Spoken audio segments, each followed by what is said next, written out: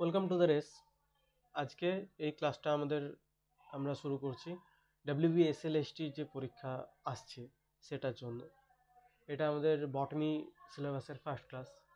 আমি এই ক্লাসটা অনলাইনে আগেও একবার নিয়েছি আমাদের পেড ব্যাচ এবং ফ্রি ব্যাচের মধ্যে, কিন্তু সেটা রেকর্ড করা হয়নি। সেটারই একটা রেকর্ডেড ভার্সন এখানে আমি দিচ্ছি। আমাদের এই ক্লাসের মধ্যে আমরা বেশ কিছু যে বিষয়গুলো আমরা আলোচনা করব সেগুলো হচ্ছে বেসিক্যালি ইন্ট্রোডাকশন, জেনারেল বটানি যেটা রয়েছে, এই জেনারেল বটানির মধ্যে ইন্ট্রোডাকশনের পুরোটাই আমরা কমপ্লিট করব। তার সঙ্গে minimum requirements of cell to be cell, এই বিষয়টা আমরা আলোচনা করব। এখান থেকে এই পর্যন্ত আমাদের ব্যাচে যদি তোমরা জয়েন করতে চাও তাহলে আমাদের এই ব্যাচগুলো রয়েছে। এই ব্যাচগুলোর মধ্যে যে কোনো একটাতে তোমরা জয়েন করতে পারো, বা যে কোনো একের বেশিও ব্যাচে জয়েন করতে পারো। ফুল লেকচার ব্যাচ, যেখানে সমস্ত কিছু লাইভ ক্লাস এবং রেকর্ডেড রয়েছে সেই ক্লাসগুলো, তার সঙ্গে প্রিন্টেবল নোটস দেওয়া হবে এবং কমপ্লিট মক টেস্ট দেওয়া হবে এখন থেকে শুরু করে যে আমাদের পরীক্ষার আগে পর্যন্ত মক টেস্ট দেওয়া হবে উইকলি, যেখানে উইকলি ফুল মক টেস্ট রয়েছে। সিমিলারলি ফর 9-10-এর জন্য একটা আমাদের মক টেস্ট ব্যাচ রয়েছে, 11-12-এর জন্য মক টেস্ট ব্যাচ রয়েছে, এবং 9-10 এবং 11-12 বোথের জন্য মক টেস্ট রয়েছে। প্রাইসগুলো এখানে লেখা আছে সবগুলোরই ফিস। তোমাদের যেটা সুবিধা হবে সেইভাবে তোমরা জয়েন করতে পারো। আমরা ডাইরেক্টলি আজকে ক্লাস শুরু করি।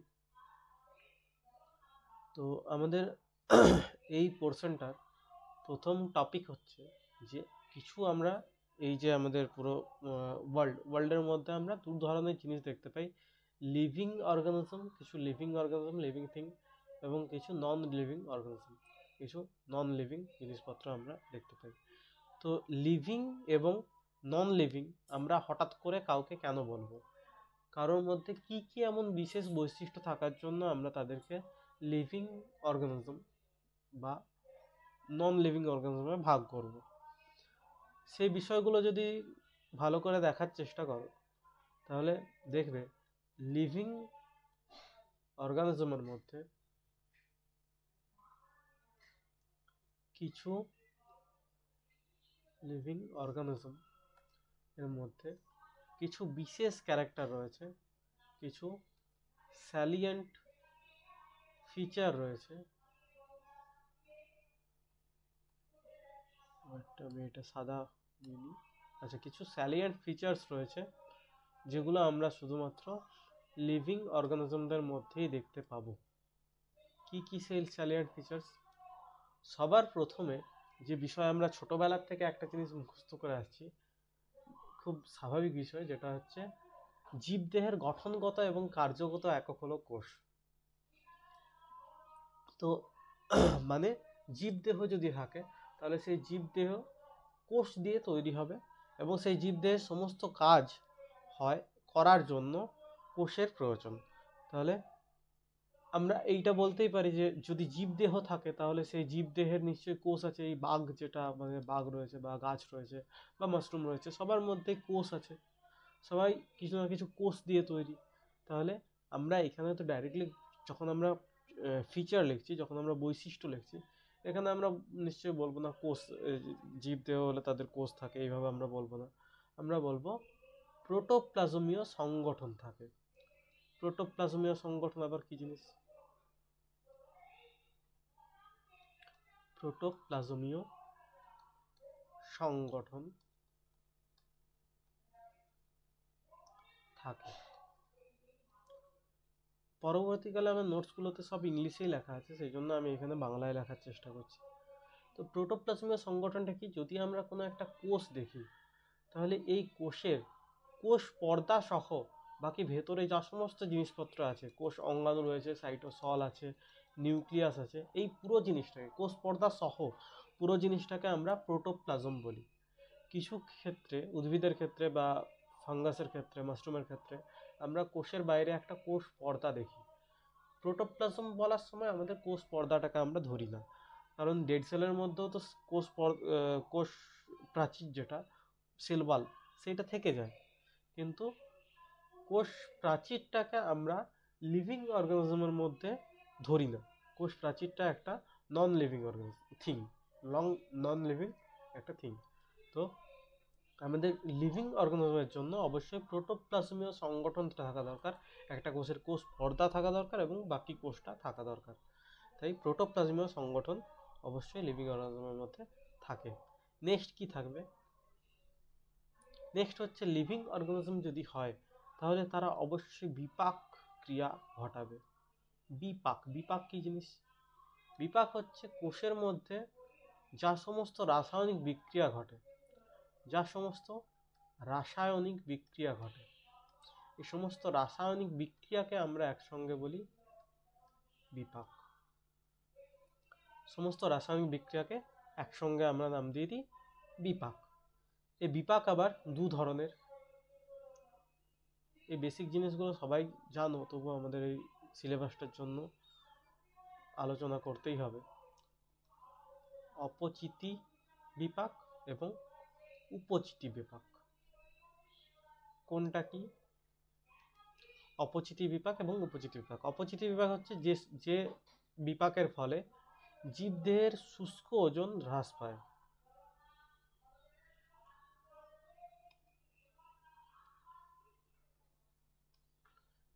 যে বিপাকের ফলে জীবদেহের ড্রাই ওয়েট শুষ্ক ওজন হ্রাস পায়, এবং ঠিক তার উল্টোটা, যদি ড্রাই ওয়েট বৃদ্ধি পায়, ড্রাই ওয়েট যদি ইনক্রিজ হয়, তাহলে সেটাকে আমরা বলবো উপচিতি বিপাক। অপচিতি বিপাকের ইংরেজি হলো ক্যাটাবলিজম,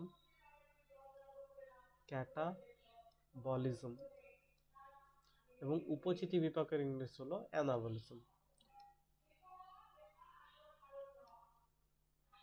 তাহলে লিভিং অর্গানিজমরা অবশ্যই বিপাক ঘটাবে, যে বিপাকের ফলে তাদের শুষ্ক ওজন বৃদ্ধি পাবে কিংবা হ্রাস পাবে। যদি বৃদ্ধি পায় তাহলে সেটা উপচিতি বিপাক, যদি হ্রাস পায় তাহলে সেটা অপচিতি বিপাক। উদাহরণ কি হবে? উদাহরণ অপচিতি বিপাকের উদাহরণ হচ্ছে আমরা বলতে পারি রেসপিরেশন, শ্বসন। রেসপিরেশনে কি হয়? রেসপিরেশনে C6H12O6, যেটা হচ্ছে গ্লুকোজ, এই গ্লুকোজটা ভেঙে যায়, ভেঙে গিয়ে তৈরি করে CO2, কার্বন ডাইঅক্সাইড এবং জল, এবং তার সঙ্গে তৈরি করে কিছুটা শক্তি, ATP। কতটা শক্তি তৈরি করে? 34 অ্যাটম, 34 মলিকিউল, 34 অণু শক্তি তৈরি করে। তাহলে শক্তির তো কোনো ওজন থাকে না, কার্বন ডাইঅক্সাইড বেরিয়ে যায়, এবং জলের ওজন আমরা ধরবো না, কারণ আমরা পড়ছি শুষ্ক ওজন, ড্রাই ওয়েট। তো এই গ্লুকোজের একটা ওজন ছিল, কিন্তু সেই ওজনটা এখন আর থাকলো না কার্বন ডাইঅক্সাইড এবং জল তৈরি হয়ে যাওয়ার ফলে।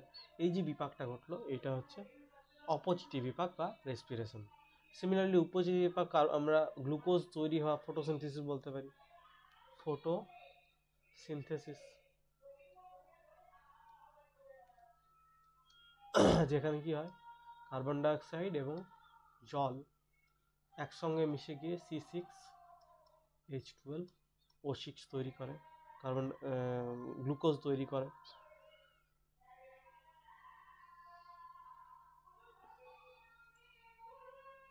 স্লাইডটাকে আমি একটু মুছে দিই।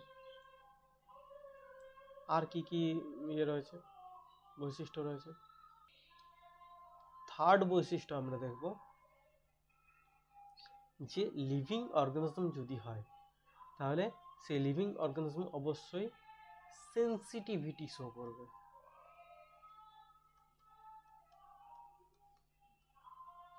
সেন্সিটিভিটি, উত্তেজিতা, কোনো কিছু প্রাকৃতিক, বাহ্যিক বা আভ্যন্তরীণ কোনো উদ্দীপনার বিরুদ্ধে সাড়া দেওয়া, উদ্দীপনার এগেনস্টে সাড়া দেওয়ার ঘটনাটাকে বলি আমরা সেন্সিটিভিটি বা সংবেদনশীলতা।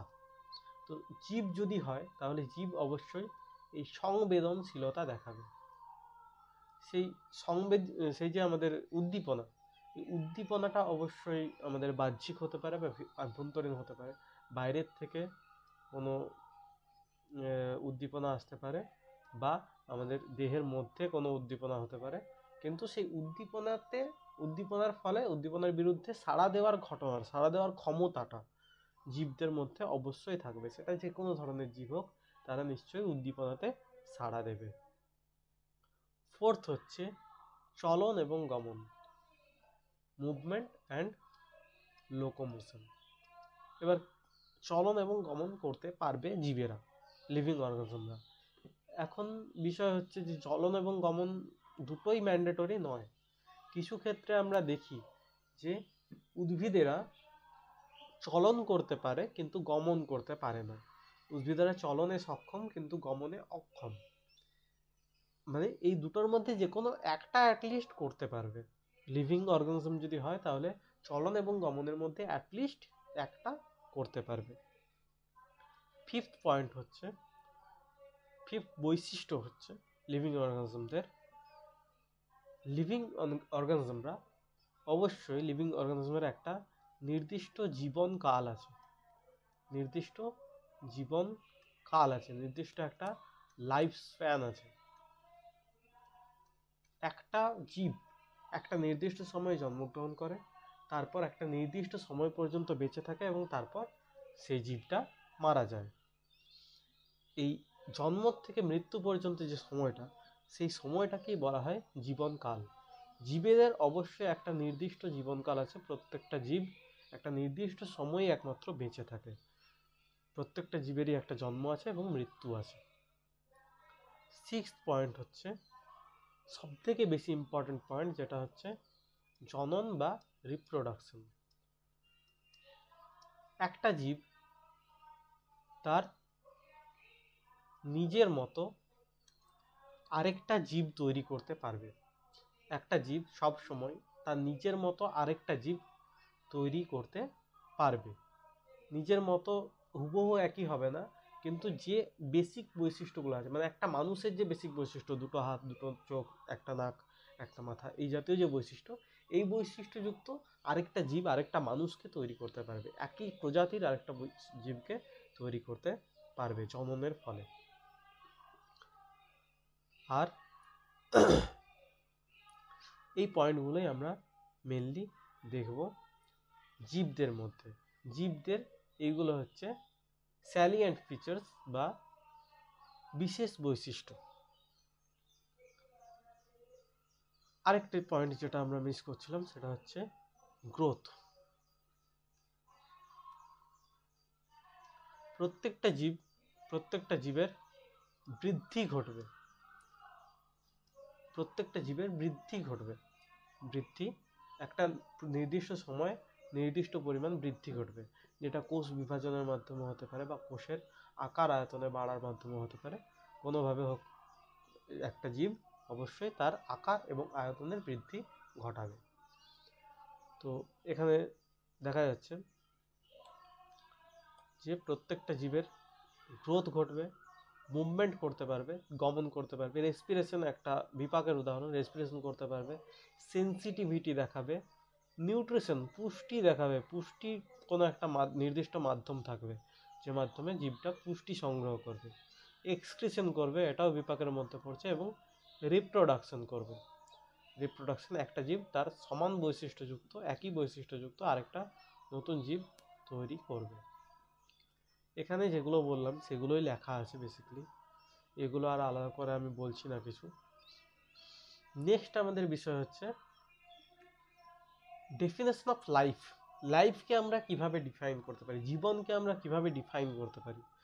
তো জীবনকে ডিফাইন করার বেশ কিছু মানুষে অনেক কিছু ডেফিনেশন দিয়েছে, সংজ্ঞা দিয়েছে, যার মধ্যে কিছু ডেফিনেশন আমি এখানে রেখেছি। কোনোটাই একেবারে ভুল বা কোনোটাই একেবারে ঠিক আমরা কখনোই বলি না, কিন্তু এই থার্ড যে পয়েন্টটা সেইটা সর্বজন গ্রাহ্য এবং সব থেকে বেশি মানা হয়, কারণ এটা সব থেকে বেশি ডিটেল একটা ডেফিনেশন।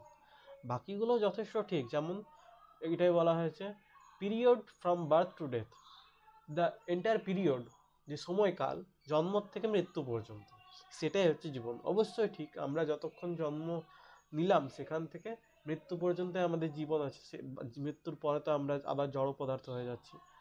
তো সেই জিনিসটাই এখানে বলা হয়েছে। নেক্সট বলা হয়েছে life is self reproduction with variation. Life is, জীবন হলো এমন একটা বস্তু যেটা সেলফ রিপ্রোডাকশন করতে পারে, এটা নিজের মতো বৈশিষ্ট্যযুক্ত আরেকটা জীবের তৈরি করতে পারে উইথ ভ্যারিয়েশন, কিছু ভ্যারিয়েশন থাকে যার মধ্যে। যেমন আমাদের বাবা মার থেকে আমরা জন্ম নিয়েছি, এবার আমাদের বাবা মার মতো হুবহু আমরা একই দেখতে নই, আমাদের কিছু ভ্যারিয়েশন রয়েছে। সেটাই বলা হচ্ছে যে the life has ability to reproduce with similar kind of characteristics with some little variation.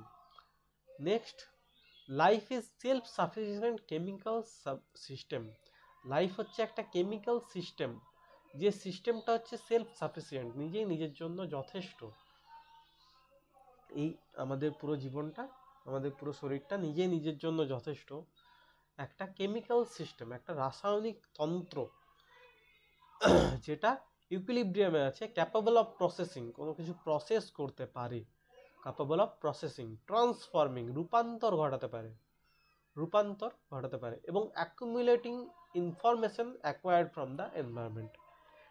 Life নিজের মতো জিনিস তো তৈরি করতে পারে, লাইফ নিজের সেলফ সাফিসিয়েন্ট একটা কেমিক্যাল সিস্টেম, যেটা কোনো কিছু প্রসেস করতে পারে, যেটা রূপান্তর ঘটাতে পারে, আবার পরিবেশ থেকে কিছু ইনফরমেশন গ্রহণ করতে পারে এবং সেগুলোকে জমা করে রাখতে পারে, অ্যাকুমুলেট করতে পারে। পরিবেশ থেকে ইনফরমেশন অ্যাকোয়ার করতে পারে এবং অ্যাকুমুলেশন করতে পারে। নেক্সট আমাদের দেখার বিষয় হচ্ছে কম্পোনেন্টস অফ সেল। সেলের কি কি কম্পোনেন্টস রয়েছে। বেসিক্যালি আমরা পড়েছিলাম ছোটবেলার থেকে যে একটা জীবের একক, গঠনগত একক এবং কার্যগত একক হলো কোষ। তাহলে আমরা যদি কোষের বিষয়ে জানি তাহলে আমরা পুরো লাইফটা জানতে পারবো। সেই বিষয়টা আমরা দেখব যে কোষ কি কি দিয়ে তৈরি হয়। এখন কম্পোনেন্টস অফ সেল যদি আমরা বলি, অনেক ধরনের উত্তর, অনেকে অনেক ধরনের উত্তর দেবে, আর সবগুলোই অবশ্য হয়তো ঠিক হবে। যেমন কি রকম উত্তর? প্রথমত আমরা বলতে পারি কোষের কি কি অংশ আছে। কোষের কি কি অংশ আছে, যেমন একটা যদি আমরা সেল ধরি, তাহলে কেউ বলবে একটা কোষ সেল ওয়াল এবং প্রোটোপ্লাজম দিয়ে তৈরি। এই প্রোটোপ্লাজম আবার কি দিয়ে তৈরি? প্রোটোপ্লাজম আবার বেশ কিছু জিনিস দিয়ে তৈরি, যেমন সেল মেমব্রেন, আর তার সঙ্গে সাইটোপ্লাজম, আর তার সঙ্গে আরেকটা জিনিস থাকে যেটা হচ্ছে নিউক্লিয়াস। সাইটোপ্লাজমের সঙ্গে আমরা নিউক্লিয়াসকে ধরি না। এই সাইটোপ্লাজমে কি থাকে? সাইটোপ্লাজমে থাকে সাইটোসল, যে ধাত্র, যে লিকুইডটা থাকে সেই লিকুইডটা হচ্ছে সাইটোসল বা ধাত্র, এবং তার সঙ্গে থাকে সেল অর্গানেলিস, কোষ অঙ্গাণু। তাহলে পুরো কোষকে যদি আমরা দেখি, একটা প্ল্যান্ট সেল যদি আমরা দেখি, অ্যানিমেলের ক্ষেত্রে আসলে সেল ওয়ালটা থাকবে না, তাই প্ল্যান্ট বললাম। একটা প্ল্যান্ট সেল যদি দেখি তাহলে সেল ওয়াল থাকছে আর প্রোটোপ্লাজম থাকছে। প্রোটোপ্লাজমটা তিনটে জিনিস দিয়ে তৈরি, সেল মেমব্রেন, নিউক্লিয়াস এবং সাইটোপ্লাজম। সাইটোপ্লাজমটা আবার দুটো জিনিস দিয়ে তৈরি, সাইটোসল এবং সেল অর্গানেলিস। আবার কেউ বলতে পারে যে সেলের মলিকিউল কি কি আছে সেটা হিসাবে, সেলের মধ্যে কি কি মলিকিউলস আছে, এলিমেন্টস আছে, সেল এলিমেন্টস কি কি আছে সেইগুলো তো সেলের কম্পোনেন্ট। তবে সেল এলিমেন্ট যদি আমরা ভাগ করি তাহলে এটাকে আমরা দুটো ভাগে ভাগ করব, এক হচ্ছে মেজর এলিমেন্ট আর এক হচ্ছে মাইনর এলিমেন্ট। মেজর এলিমেন্ট থাকে টোটাল 10টা, মাইনর এলিমেন্ট থাকে 15টা মতো। মেজর এলিমেন্ট কি কি হয়? Carbon, hydrogen, oxygen, nitrogen, sulphur, phosphorus, sodium, potassium, calcium এবং chlorine. Carbon, hydrogen, oxygen, nitrogen, sulphur, phosphorus, chlorine, potassium, calcium এবং সোডিয়াম, এই 10টা এলিমেন্ট হচ্ছে আমাদের মেজর এলিমেন্ট। মাইনর এলিমেন্ট অনেক কিছু আছে, 15টা মতো আছে, যেগুলো আমাদের সবগুলো হয়তো মনে রাখতে হয় না, কিছু জিনিস মনে রাখবো আমরা। ম্যাগনেসিয়াম, ম্যাঙ্গানিজ, মলিবডেনাম, আর এই সমস্ত, লোহা, অবশ্যই খুব প্রয়োজনীয় জিনিস। এই সমস্ত বিষয়গুলো আমাদের আছে এলিমেন্ট হিসেবে। এই এলিমেন্ট দিয়ে আমাদের বাকি জিনিস তৈরি হয়। এবার আরও যদি কেউ বলে যে সেলের মধ্যে কি কি মলিকিউলস আছে, এলিমেন্ট তো হয়ে গেল, এবার সেলের মধ্যে কি কি মলিকিউলস আছে সেটাও আমরা কেউ দেখতে পারি। তাহলে সেলের মধ্যে মলিকিউল যদি আমরা দেখি তাহলে দেখবো আমরা দু ধরনের মলিকিউল থাকতে পারে। কি কি আছে সেটা তো পরের বিষয়, দু ধরনের মলিকিউল থাকতে পারে। এক হচ্ছে ইদার অর্গানিক মলিকিউল কিংবা ইনঅর্গানিক মলিকিউল। অর্গানিক মলিকিউল থাকতে পারে কিংবা ইনঅর্গানিক মলিকিউল থাকতে পারে। অর্গানিক মলিকিউল যদি থাকে তাহলে সেটা আবার বেশ কিছু ধরনের হতে পারে। আমরা আগে ইনঅর্গানিকটা পড়ে নিই। ইনঅর্গানিক মলিকিউল আমাদের একটা মলিকিউল আমাদের প্রচুর পরিমাণে থাকে কোষের মধ্যে। কি মনে পড়ছে কিছু? হ্যাঁ, H2O বা জল। H2O আমাদের কোষের 70% অংশ জুড়ে রয়েছে শুধু জল, 70%। আর বাকি রয়েছে কিছু আয়ন্স, যে আয়ন্সগুলো থাকে নিয়ারলি 2%। অর্গানিক মলিকিউল যদি আমরা দেখি তাহলে আমরা বেশ কিছু জিনিস দেখতে পাবো। প্রথমেই আসবে আমাদের নিউক্লিক অ্যাসিড, যেটা থাকে অ্যাপ্রক্সিমেটলি 7%। এই নিউক্লিক অ্যাসিডকে আবার আমরা দুভাগে ভাগ করতে পারি। কি কি? ডিএনএ বা ডিঅক্সিরাইবোনিউক্লিক অ্যাসিড এবং আরএনএ। কোনটা বেশি থাকে? ডিএনএ থাকে আমাদের কোষের মধ্যে মাত্র 1%, আর বাকি আরএনএ থাকে নিয়ারলি 6%। ডিএনএ থেকে আরএনএ অনেক বেশি থাকে। আর অর্গানিক মলিকিউল থাকতে পারে প্রোটিন, যেটা থাকে নিয়ারলি অ্যাবাউট 15%। আর থাকতে পারে লিপিড, নিয়ারলি অ্যাবাউট 3%। আর থাকতে পারে কার্বোহাইড্রেট, যেটাও থাকে নিয়ারলি অ্যাবাউট 2 to 3%। তো এইভাবে আমরা কোষের কম্পোনেন্টসকে ভাগ করতে পারি সেল মলিকিউলসের হিসেবে। তাহলে সেল কম্পোনেন্টস যদি আমরা দেখি, হতে পারে সেলের কি কি অংশ আছে, যেমন সেল ওয়াল, প্রোটোপ্লাজম এবং এটসেট্রা। যদি সেলের এলিমেন্ট হিসেবে দেখি তাহলে সেটাকে সেল এলিমেন্ট হিসেবে আমরা মেজর এলিমেন্ট এবং মাইনর এলিমেন্টে ভাগ করতে পারি। আর যদি সেলের মলিকিউল দেখি তাহলে সেটাকে আমরা অর্গানিক এবং ইনঅর্গানিকে ভাগ করব, এবং সেখান থেকে nucleic acid, protein, lipid, carbohydrate হচ্ছে অর্গানিক, এবং ইনঅর্গানিক মলিকিউলস হচ্ছে আয়ন এবং H2O। নেক্সট হচ্ছে আমরা সেল তো না হয় বুঝলাম কিরকম, এবার বাকি যদি স্ট্রাকচারাল অর্গানিজম দেখি তাহলে একটা সেল তো আর পুরো শরীরের সমস্ত ধরনের কাজ তো করে না। আমরা যে কমপ্লেক্স একটা বডি তৈরি করে রেখেছি, এই কমপ্লেক্স বডিটাতে সমস্ত কোষ আবার একই রকম নয়ও। তাই এই গঠনটাকে যদি আমরা বুঝতে হয় তাহলে আমরা দেখব যে একটা কোষ রয়েছে যেটা হচ্ছে সেলুলার স্ট্রাকচার, সেলুলার অর্গানিজম। এইখান থেকে কিছু কিছু কোষ আবার একই ধরনের কোষ একই জায়গা থেকে উৎপন্ন হয় এবং একই ধরনের কাজ করে, সেই কোষগুলোকে আমরা নাম দিয়ে দিই টিস্যু বা কলা। এই একগুচ্ছ কোষ একই জায়গা থেকে উৎপন্ন হচ্ছে এবং একই ধরনের কাজ করছে, এটা হচ্ছে টিস্যু সিস্টেম বা কলা। যেমন হচ্ছে আমাদের ব্লাড হচ্ছে একটা বিশেষ ধরনের লিকুইড কানেকটিভ টিস্যু, যোগ কলা। ব্লাড হচ্ছে তরল যোগ কলা। এই যোগ কলা ব্লাডের মধ্যে কিছু একই ধরনের কোষ আছে, যে কোষগুলো পুরো শরীরে ওঠানামা করছে এবং কানেকশন বজায় রাখছে একটা। এরপর আসছে আমাদের অঙ্গ, একই ধরনের বেশ কিছু ধরনের টিস্যু, বেশ কিছু আলাদা আলাদা ধরনের টিস্যু। অর্থাৎ এখানে চলে আসছে একটা গল্প, যেটা হচ্ছে এক ধরনের যদি আমরা টিস্যু দেখি, এক ধরনের টিস্যুর মধ্যে একই ধরনের কোষ পাবো আমরা, কিন্তু যখন কলা দেখব, কলার মধ্যে আমরা দেখবো আলাদা আলাদা ধরনের কোষ আছে, কারণ আলাদা আলাদা ধরনের টিস্যু আছে। ধরা যাক আমরা একটা অঙ্গের কথা বলি, একটা অঙ্গ হচ্ছে আমাদের হার্ট। এই হার্টের মধ্যে আমরা নার্ভ সেল দেখব। হার্টের মধ্যে নার্ভ সেল থাকে, যেমন হয়তো পড়েছো তোমরা পারকিনজি ফাইবার। বা এভি নোড, এসএ নোড, এই যে নোডগুলো এগুলো হচ্ছে নার্ভ সেল। আবার এখানে মাসল সেল দেখব না, হার্টের মধ্যে স্মুথ মাসল সেল থাকে। এই হার্টের মধ্যে আবার ব্লাড দেখব, হার্টের মধ্যে ব্লাড থাকে। এই ধরনের বেশ কিছু ধরনের কোষ নিয়ে, বেশ কিছু ধরনের টিস্যু নিয়ে তৈরি করা এক একটা অঙ্গ, এক একটা অঙ্গ তবে তৈরি হচ্ছে বেশ কিছু ধরনের টিস্যু নিয়ে। এবার এরকম অনেকগুলো অর্গান নিয়ে তৈরি হয় এক একটা সিস্টেম। একটা যদি আমরা সিস্টেম দেখি, একটা অন্য সিস্টেম দেখি, একটা সিস্টেম আমরা দেখব respiration system, respiratory system. Respiratory system বা শ্বসনতন্ত্র। এই শ্বসনতন্ত্র যদি আমরা দেখি, শ্বসনতন্ত্র বেশ কিছু অঙ্গ নিয়ে তৈরি হয়, বেশ কিছু অর্গান নিয়ে সিস্টেম তৈরি হয়।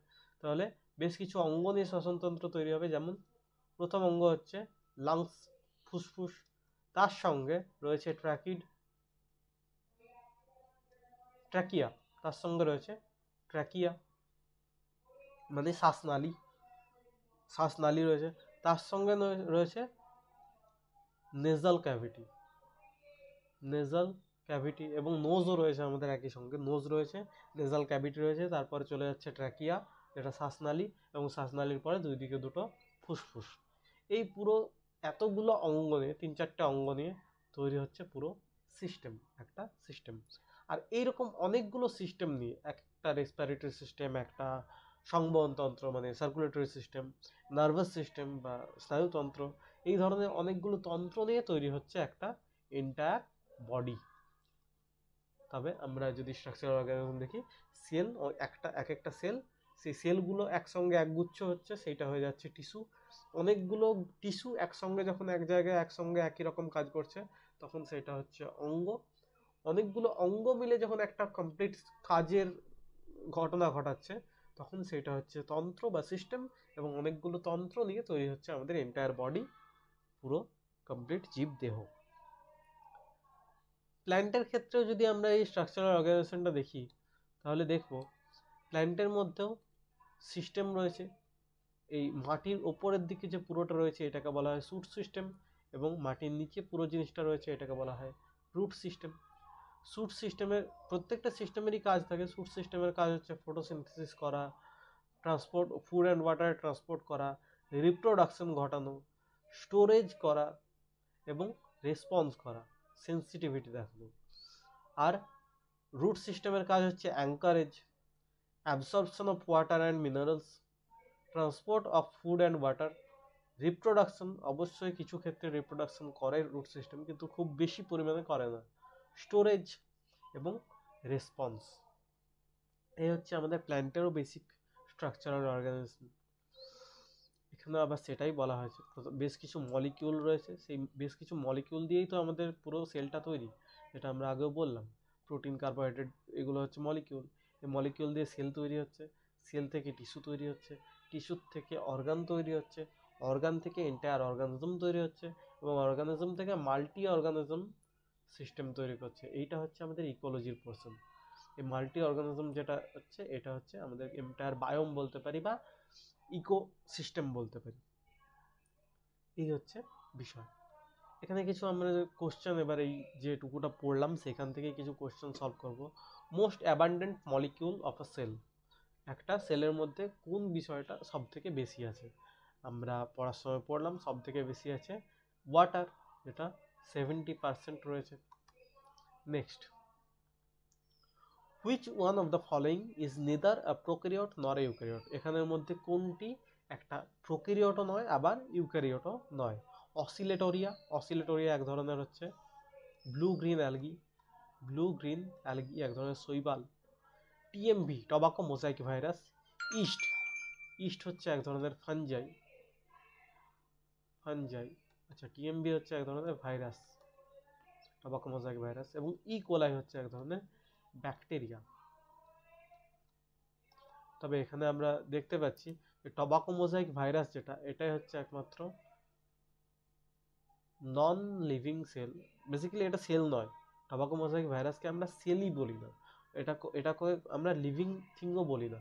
ভাইরাস কখনো লিভিং হতে পারে না। ভাইরাস যখন, ভাইরাসের মধ্যে প্রোটোপ্লাজমিক এন্টিটিটাই নেই, ভাইরাসের কোনো সেল বা প্রোটোপ্লাজম, সেল মেমব্রেন এই জাতীয় জিনিসগুলো কিছুই নেই, শুধু একটা প্রোটিনের লেয়ার থাকে আর তার ভেতরে শুধু জেনেটিক ম্যাটেরিয়াল ডিএনএ কিংবা আরএনএ থাকে। তাই এটাকে আমরা সেলের মধ্যে ফেলতে পারি না, তাই এটাই কোনো ইউক্যারিওটিক বা প্রোক্যারিওটিক নয়। নেক্সট হচ্ছে physical basis of life is, ছোটবেলার থেকে যেটা পড়ে আসি, cell is the physical basis of life. কিন্তু আবার এইখানে আমরা সেল উত্তর দেব না, এখানে আমরা সেল উত্তর দেব না। এটাও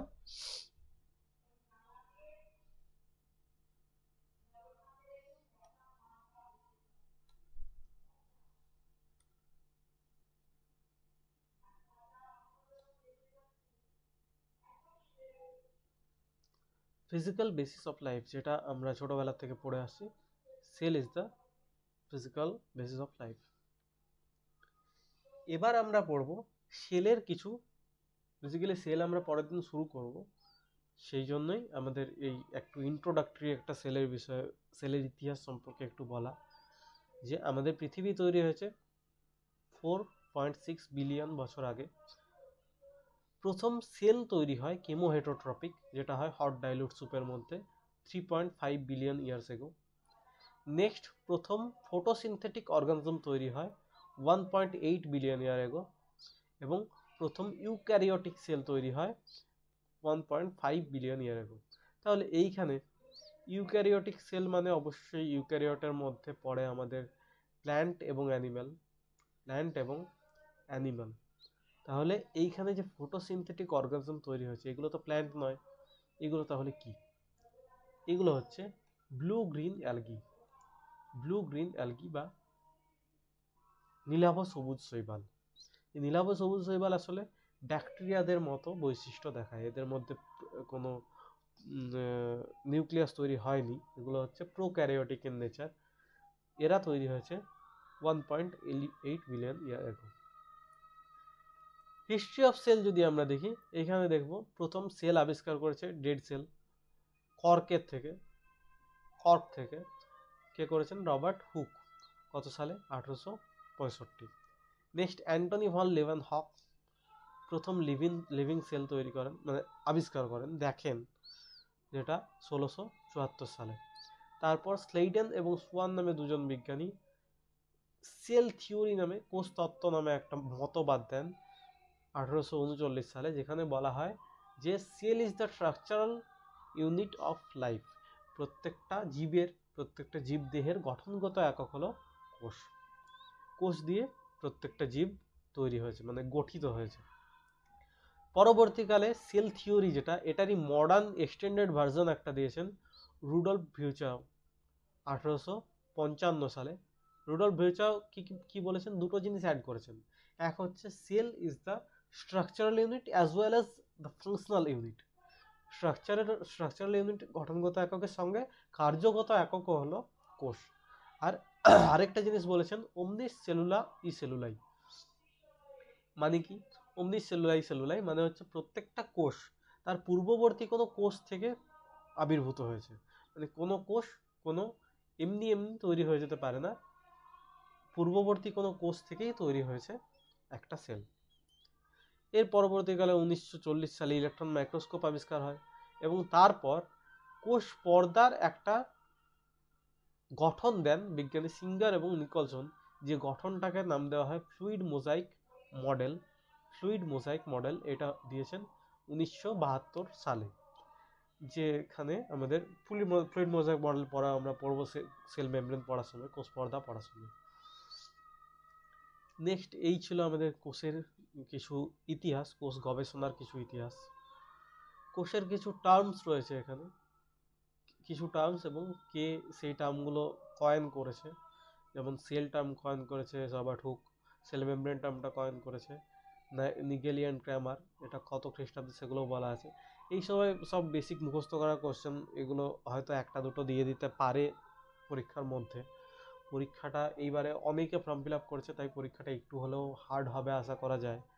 তাই এইগুলো একটু চেষ্টা করবে মুখস্থ করে রাখার, যতটা করা যায় প্রত্যেক দিন একবার করে দেখবে, তাহলে এটা মনে থেকে যাবে। এখানে একটা কম্পারিজন আমি রেখেছি, যে কম্পারিজনটা বেসিক্যালি কোষের আকার আয়তন কীরকম হয় সেই আকারটা কীরকম একটু বোঝার জন্য এই বিষয়টা রাখা হয়েছে। নেক্সট হচ্ছে বেসিক্স অফ সেল। এটা তো বললামই যে সেল হচ্ছে সেল ওয়াল, সাইটোপ্লাজম এবং নিউক্লিয়াস, এই তিনটে জিনিস নিয়ে তৈরি হচ্ছে প্ল্যান্ট সেল। আর অ্যানিমাল সেল হলে সাইটোপ্লাজম এবং নিউক্লিয়াস। প্রোটোপ্লাজম যদি আমরা দেখি, প্রোটোপ্লাজম শুধুমাত্র সাইটোপ্লাজম এবং নিউক্লিয়াসটাকে আমরা বলছি প্রোটোপ্লাজম। সাইটোপ্লাজম হচ্ছে সাইটোসল এবং সেল অর্গানেলিস, কোষের যে ধাত্রটা রয়েছে সেই ধাত্রটা এবং তার সঙ্গে কোষ অঙ্গাণুগুলো, নিউক্লিয়াসগুলো বাদ দিয়ে, মানে নিউক্লিয়াস একটাই থাকে, নিউক্লিয়াসটা বাদ দিয়ে বাকি যা আছে সেটা হচ্ছে সাইটোপ্লাজম। এবং যদি সেই সেল অর্গানেলিগুলোও বাদ দিয়ে দিই, শুধু সাইটোসলটা থাকে, এই সাইটোসলটা হচ্ছে শুধুমাত্র ম্যাট্রিক্স। নিউক্লিয়াস চারটে জিনিস দিয়ে তৈরি হয়, আমরা ছোটোবেলা থেকেই জানি। এটা হচ্ছে নিউক্লিয়ার মেমব্রেন, নিউক্লিয় পর্দা, নিউক্লিওপ্লাজম বা নিউক্লিয়াসের ভেতরে যে ধাত্রটা রয়েছে সেটা নিউক্লিওপ্লাজম, নিউক্লিয়ার রেটিকুলাম, নিউক্লিয় জালক তৈরি হয় ক্রোমোজোম থেকে, এবং নিউক্লিওলাস হচ্ছে ক্রোমোজোমের যে লেজ অংশগুলো রয়েছে, টিলোমেয়ার অংশগুলো রয়েছে, সেগুলো এক জায়গায় কুণ্ডলীকৃত হয়ে বেঁধে থাকে। সেই জিনিসটাই হচ্ছে একটা গোল অংশ তৈরি করে রাখে। আমরা যদি ছবি আঁকি, এটা যদি নিউক্লিয়াস হয়, এই নিউক্লিয়াসের বাইরের পর্দাটা হচ্ছে নিউক্লিয়ার মেমব্রেন, নিউক্লিয় পর্দা। এইটার মধ্যে যে লিকুইডটা আছে এটা হচ্ছে নিউক্লিওপ্লাজম,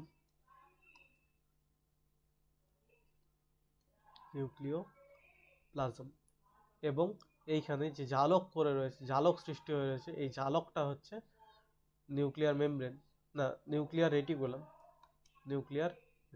নিউক্লিয় জালক।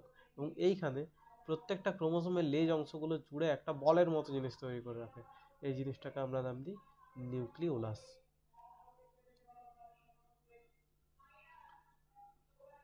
কোষের কিছু বৈশিষ্ট্য এখানে আবার রয়েছে। কোষের বৈশিষ্ট্য, কোষ হচ্ছে স্বাধীন অস্তিত্বে সক্ষম, কোষের একটা নিজস্ব অস্তিত্ব আছে, স্বাধীন অস্তিত্ব আছে, এবং স্বাধীনভাবে প্রতিলিপি করার ক্ষমতা রয়েছে। একটা কোষ থেকে আরেকটা, দুটো কোষ তৈরি করার জন্য, প্রতিলিপি করার জন্য অন্য কারোর উপর নির্ভরশীলতা হয় না, একটা কোষ নিজেই নিজের প্রতিলিপি করতে পারে। প্রতিটি জীবের কোষের অবস্থানের উপর নির্ভর করে তার কোষের মৌলিক কাজ, মানে আমাদের কোষটা কোথায় রয়েছে সেইটার উপরে কোষের কাজ নির্ভর করে। যেমন ত্বকের অবস্থানের উপর, ত্বকের যে কোষগুলো রয়েছে এই কোষের কাজ আলাদা রকম হবে, রক্তের কোষের কাজ আলাদা হবে, চোখের কোষের কাজ আলাদা হবে, এবং স্নায়ু কোষের কাজ আলাদা হবে। সেটা হচ্ছে কোথায় কোষটা রয়েছে সেই অবস্থানের উপর নির্ভর করে। ছোট জীবে কোষের সংখ্যা কম এবং বড় জীবে কোষের সংখ্যা বেশি, এটা খুব সাধারণ বিষয় যে কোষের সংখ্যা বাচ্চাদের মধ্যে কম থাকে, বা জীবের আকার যত বাড়বে তত কোষের সংখ্যা বেশি হবে, সেই বিষয়টাই বলা হয়েছে। বংশগত তথ্য বহন করে কোষের মধ্যে, নিউক্লিয়াসের মধ্যে আমরা জানি ডিএনএ রয়েছে, ডিএনএর মধ্যে জিন রয়েছে যেটা বংশগত তথ্য বহন করে। আর উপস্থিত কোষের সংখ্যা শরীরের সংস্থার ওপর, আকারের ওপর নির্ভর করে। একটা শরীরের আকার কতটা বড় বা ছোট সেটার উপর নির্ভর করছে কোষের সংখ্যা। জীবটা যত ছোট হবে তত কোষের সংখ্যা ছোট হবে, জীবের আকার যত বড় হবে তত কোষের সংখ্যা বেশি হবে। সেল থিওরি বা কোষ তত্ত্ব।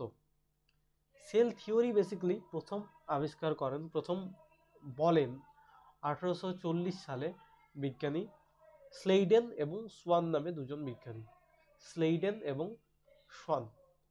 এখানে কি বলেছিলেন, তেনারা প্রথম বলেছিলেন যে all the living things are composed of a minute unit that is cell. প্রত্যেকটা জীব একটা খুব ক্ষুদ্র অংশ দিয়ে তৈরি হয়, যে ক্ষুদ্র অংশটা হচ্ছে কোষ। এই ক্ষুদ্র অংশটা অনেকগুলো ইউনিট আছে, অনেকগুলো ইউনিট পরপর যুক্ত হয়ে একটা এন্টায়ার বডি তৈরি করে, entire organism, entire living body তৈরি করে। এটাই হচ্ছে সেল থিওরি। বা এইটাকেই যদি আমরা এক লাইনে বলি তাহলে তিনি বলেছিলেন যে কোষের গঠনগত একক হলো কোষ, মানে জীবের গঠনগত একক হলো কোষ। পুরো জীবদেহটা গঠিত হয়েছে কোষ দিয়ে। পরবর্তীকালে 1855 সালে রুডল্ফ ভিউচার আসেন এবং সেই তত্ত্বটার থেকে আরও দুটো পয়েন্ট অ্যাড করেন, যেটা হচ্ছে স্ট্রাকচারাল ইউনিট তো বটেই, একই সঙ্গে ফাংশনাল ইউনিট হলো কোষ। মানে কোষের, মানে জীবদেহের যত যা কার্য ঘটছে সেই সমস্ত কার্যগুলো ঘটছে কোষের মাধ্যমে। মানে প্রত্যেকটা কোষ একই রকম কার্য করছে এবং সেই কার্যের ফলে পুরো জীবদেহের সমস্ত কার্য ঘটছে। আরেকটা জিনিস হচ্ছে a cell arises from pre existing living cell. একটা লিভিং সেল তৈরি হয়, একটা লিভিং সেল আবির্ভূত হয় তার প্রি এক্সিস্টিং আগে থাকা একটা কোনো কোষ থেকে। একটা কোনো কোষ ছিল, সেই কোষটার থেকেই বিভাজিত হয়ে দুটো নতুন কোষ তৈরি হবে। কোনো কোষ শুধুই কোনো কেমিক্যাল মলিকিউলস থেকে বা অন্য কিছুর থেকে তৈরি হতে পারে না। এটাকেই একটা ফ্রেজের মাধ্যমে তিনি বলেছিলেন, যেটা হচ্ছে অমনিস সেলুলাই ই সেলুলাই। অমনিস সেলুলাই ই সেলুলাই, এই ফ্রেজটাও অনেক সময় পরীক্ষার প্রশ্নে দেওয়া থাকে, এই জিনিসটাও মনে রাখা দরকার।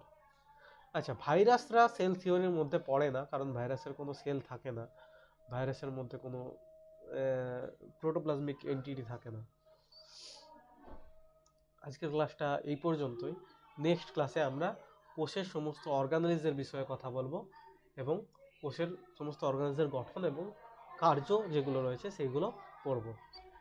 ক্লাস যদি ভালো লাগে তাহলে ভিডিওটাতে লাইক করবে এবং ভিডিওটা বন্ধুদের সঙ্গে শেয়ার করবে। টাটা।